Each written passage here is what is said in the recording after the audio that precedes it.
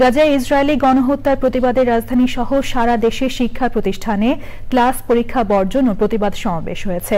ফিলিস্তিনের পাশে থাকার প্রত্যয় জানিয়েছেন শিক্ষার্থীরা। সৈয়দ অদিতের রিপোর্ট। সমাবেশের পর শিক্ষার্থীরা ঢাকা বিশ্ববিদ্যালয়ের আশেপাশে বিভিন্ন সড়ক প্রদক্ষিণ করেন। এরপর শাহবাগে জাতীয় জাদুঘরে ডাক দেয়া হয়। ফিলিস্তিনের গাজায় আর কত নিষ্পাপ শিশুর প্রাণ গেলে টনক নড়বে বিশ্ববাসীর? যুদ্ধবিরতি চুক্তি লঙ্ঘন করে ইসরায়েলি বাহিনীর নৃশংস হামলা দ্রুত বন্ধের দাবি জানিয়েছেন শিক্ষার্থীরা।